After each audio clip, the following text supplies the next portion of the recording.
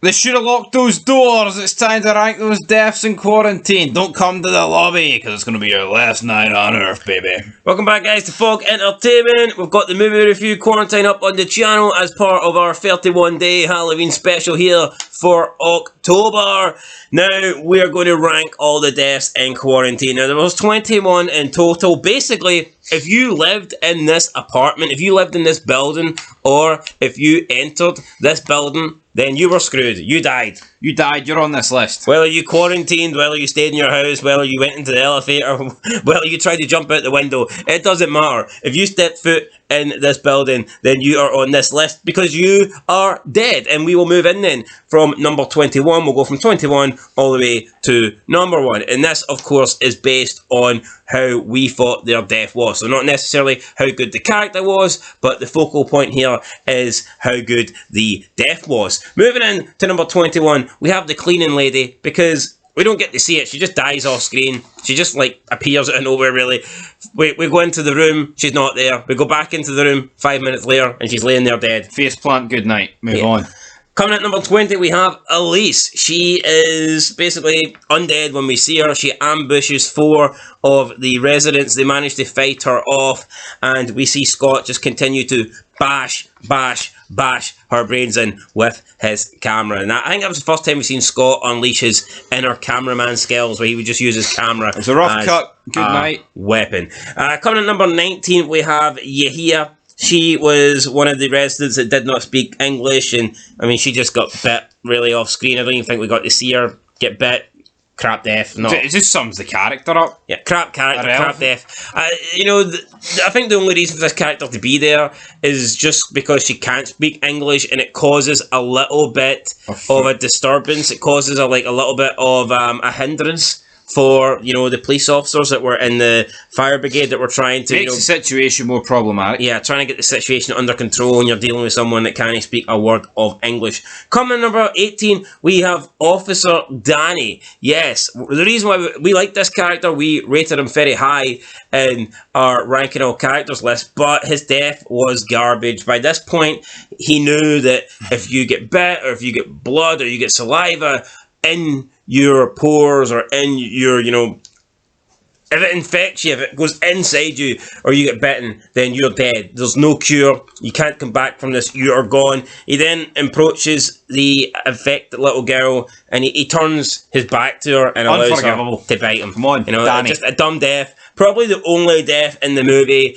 that I thought was poor. It was, because, like, no, it's not like everyone else was like, oh, are you okay? And then they got bitten. I mean, pretty much everybody, I thought, reacted how you would react in this movie, but for some reason, Danny, who was pretty cautious up until that point, decided just to make a dumb mistake. All just for a little girl, man. I do think, like, sometimes the emphasis on these movies is we've got to protect the kids. You've just seen the kid bite their mum. Come on. Even if it means, like, I get it, like Titanic or whatever, women and children first, but seeing situations like this, when there is obviously, like, a deadly virus going around, I don't think your status as a child or a female really fucking matters. No, it doesn't. But on this occasion, Danny obviously put this kid before his own life, and he paid the price for it. Coming to number 17, we have Wanda.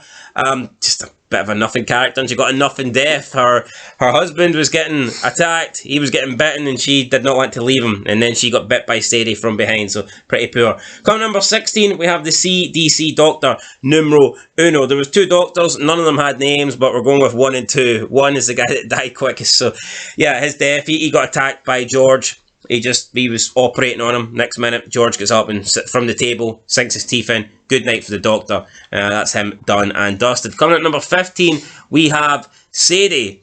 Sadie was, we see her sitting down in the corner, pretending to be okay. Turns out she was not okay. She was in fact bitten, but at this point, they're kind of locked in a room with Sadie, so there's not much they can do. I don't get this character, though. Like, she wasn't bit, and then, oh, she is bit. Like, they checked everyone, and then it's like, oh. They asked her. You know, but it went from, like, she's like, I am no bit, to there's blood everywhere. I'm bit. Well, true, but I guess she lied. It's not. She wouldn't be the first person to lie about a bite in these kind of movies. Nope.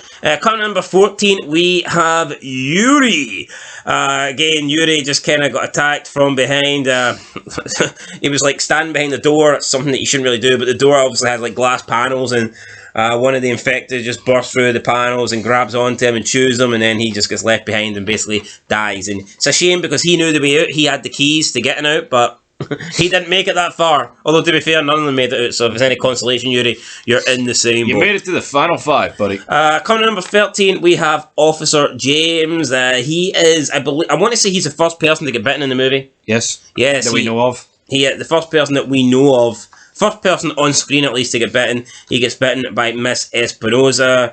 He gets carried downstairs, and that basically leads to his death. But it was a 4-man scuffle really to try and pin Espinoza down, and I guess he was the unfortunate one. Any out of the 4 could have been bitten and could have been first to die essentially, but it was James. So writing was on the wall when you knew it took 4 of them to pin down an old woman. Unfortunate for James. Coming number 12, we have Nadif. Now, he was the other guy that could not speak English, and he really did not offer much in this show, and up until the period where he died, he didn't offer anything more really than the female counterpart. However, when he did die and he came back or reanimated, or he was just under the influence of the virus, enraged by the virus, he actually had a really cool secondary death where we see Jake basically just like pull him off of Angela and just like basically crush him, stomp him, crush him, kill him. So it was a pretty good death. Coming in at number 11, we have Brianna. She's being carried by her mother. Hey, my daughter's not sick. It's just a little cut.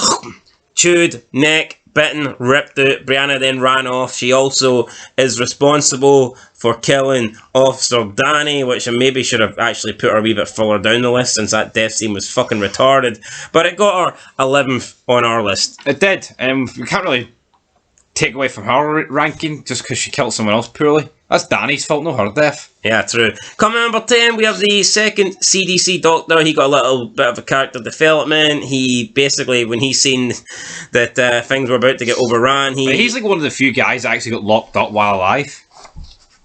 Because he got locked up the other side of the glass. True. Everyone else literally was already turned by the time they got locked up. He was still alive. That's what I liked about his death when he turned. Wait, so you think the police officer and the fire brigade were dead? Well, they were unresponsive. This guy was actually talking. True. That's my point. True. And then he burst through the... But it seemed to be very quickly, though, didn't it? Yeah. He turned... There's a lot of... Although, people are different. Lawrence did say that it was, like, happening within an hour. Yeah. So maybe some people can take 59 minutes and maybe some people can take 59 seconds. We don't know. But yeah, his death coming in at number 10. Coming number 9 with Miss Espinoza. Now, she's already infected by the time the movie begins and we arrive at the apartment, but I do think seeing the visual, the like image of her when she's standing in like the hallway and they're ordering her to, get down, asking if she's okay, and then her freaking out.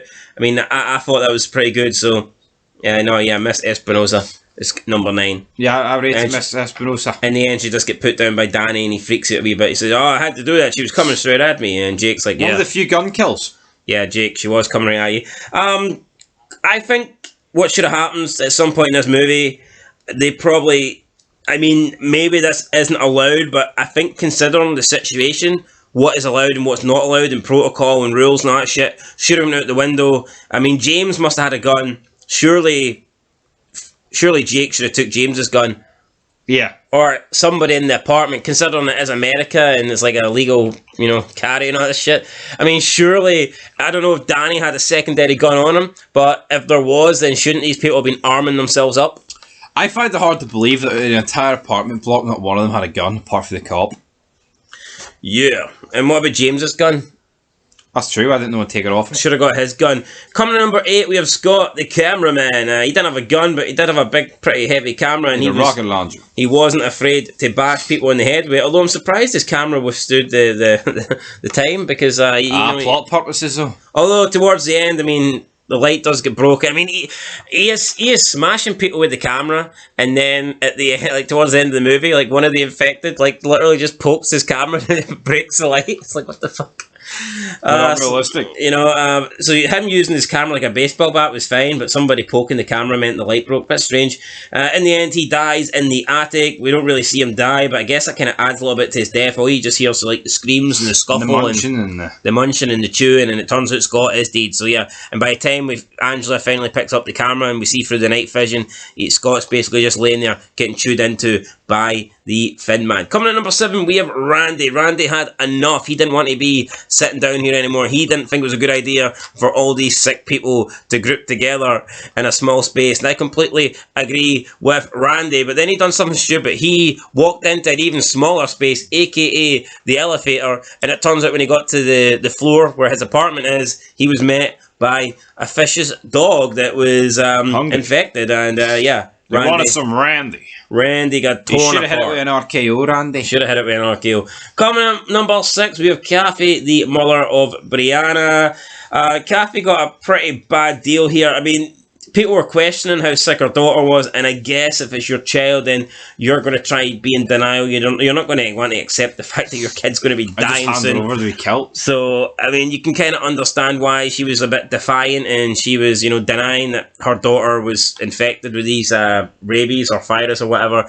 In the end, she gets bitten in the neck, and because she's obviously wanting to go after her daughter and prevent anyone else from touching her daughter and harming her daughter, she gets handcuffed to the railing at the bottom of the staircase. And this means when the infected do break through into the hallway, she's basically just sitting there, handcuffed to the stairwell, can't do anything, and she gets torn apart. A unique death, and I actually enjoyed it. I enjoyed it very much so. Like, both the fact just before her death where she gets handcuffed, and then the fact she's like left alive, stuck there, handcuffed to the railing. Don't really you get attacked, but like she literally couldn't move. She could not move, and that must be a shit situation. Coming at number 5, we have Lawrence. He was the vet. He pretty much knew what was happening. He basically told us everything that was going down before the CDC officers even got into the room. However, unfortunately, when one of the CDC officers got bitten, the other one managed to get outside of the room and lock the door behind him, leaving Lawrence trapped in the room. He was asking him to open the door, but he wasn't going to open that door. Would you open the door, please? Lawrence was bashing at the door trying to get out, and then we just seen the window panel get covered in blood as Lawrence was attacked from behind, maybe by Fletcher, maybe by James. We don't really know, but someone attacked Lawrence from behind and it filled up the glass with blood. So, yeah, that's how he died. Unlucky for him. Coming to number 4, we have the death of Jake. I mean, Jake was a killing machine in this film. I mean, he was a badass. He was racking up the numbers with his little hammer, mallet, whatever you want to call it. He was bashing his way through, and I mean, at one point you thought this guy was going to single-handedly lead the group outside the building. I don't know if that would have worked or not. They probably would have just got killed as soon as they managed to exit it, but you felt like they had a chance with Jake. But unfortunately, as they're leaving Yuri's apartment, once they get the keys, he is taken out in a surprise attack by Yuri, and after being so dominant and so strong, he is killed by the older man. I like this death. I think some people might have a problem with it, the fact that he does die like unexpectedly, but in these situations, you can't just have one guy kill everything and everyone else die like jobber, so it made sense for him to be booked a wee bit strong, then get killed unexpectedly. That's what I kind of liked about this movie. A lot of the deaths came unexpected. Like, you couldn't really predict who was going to die next. No, and I like that about movies. I hate when it's fucking predictable, and you sit through it and you're like, I know they're not going to die. Yeah. Coming in at number 3, we have Angela. Pretty weird death because we don't really get to see it, but we think we can confirm that she's dead anyway. In the end, where she drops the camera, she just watches her cameraman, her friend, getting munched apart by the Fin Man. There's no lighting. She's in pitch black. She has the camera's on the floor. She crawls in front of the camera. We then see the night vision cover her, so we see her, but she can't see anything. She's still in pitch black. She's trying to crawl, trying to find the camera, and then we just see something grabbing her from behind and pulling her away into the distance. And pretty unique death, and I'm sure it was terrifying for her. And it was a good visual effect, and it was the last thing we actually seen, because as soon as she gets pulled away, the screen faded to black, and that was the end of the movie. Absolutely all over for Angela, and yeah, maybe she's still alive, we'll never know. We'll never know. Coming in number 2, Bernard. So Bernard he was pretty intelligent. He was cooperative. He was trying to help people get out. You thought this guy, okay, this guy knows what he's doing. This guy seemed like he was logically sound and that he could be a vital part of this group surviving. But, I mean, I guess it gets to a point where he is maybe sick of seeing people die. He's seen enough blood. He's like had enough. He opens the window to try and escape. He wants help from the outside, but all he gets is a bullet to the head. Sniper, boom, on Bernard. Pearson is big IQ'd brain. And that took Bernard out of the game, and it was all over for him at that moment. So, yeah, he didn't die by the infect. I mean, technically, you could argue, is he the only person that didn't die via infection? He might be. Yeah. I'm pretty sure everybody else here does get infected, whereas Bernard gets a sniper bullet to the brain. So, I mean, I don't know if that's any consolation for him, but... I mean, he might have been infected, we'll never really know, but... He didn't turn, as far as I'm aware. Anyway, coming in at number 1, we have George Fletcher. Yes, the other fireman. We'll call him the other fireman because Jake seemed to be the lead fireman in terms of the show. But George might have been the lead in the first 15 minutes. George might have been the lead. He did seem like the more experienced fireman. He seemed like the moustache to pay the bills. Yeah, he had a great moustache. He was, trying to hit on Angela. He made that $100 bet that he'd sleep there before the end of the night, but that didn't really happen for him. He was left to try and pin down Miss Espinoza. And we don't really know what happened after that, but when he was left alone with Miss Espinoza, he ends up falling down after he gets bitten because he's got a bite mark. He's bleeding, and then he falls off the top of the balcony and crashes into the floor at the bottom of the landing. He had like a fractured leg, broken leg as well. And I'm just going to assume that Miss Espinoza managed to like wriggle free and bite him or whatnot. Did she throw him off the balcony, or maybe was he trying to get help? Was he trying to escape and he stumbled off? I mean, that could have happened as well. Then we see him when he wakes up. He wakes up and he tries to walk on his leg, and he's still like under, reanimation or whatever. And we see his leg almost about to snap off its fucking limb. That was a bit grim. Disgusting. And then eventually he does get up, he bites one of the CDC officers, and he starts roaming about the building. But yeah, just see, I mean, I don't think you expected that. Did you expect to see him fall off that balcony? Absolutely not. That's what I like. That's why surprising deaths get up high. So we just see James getting bit. Obviously, he gets helped down by Danny and Jake, and then one of the other guys is like, "Hey, I think there's a way at the back," and we're about to go at the back to we look for a way out, and then the next minute we just see Fletcher fucking faceplant from. I think him faceplanting is what killed him. I know we can talk about it, but I think you're right. The infection kept this guy alive.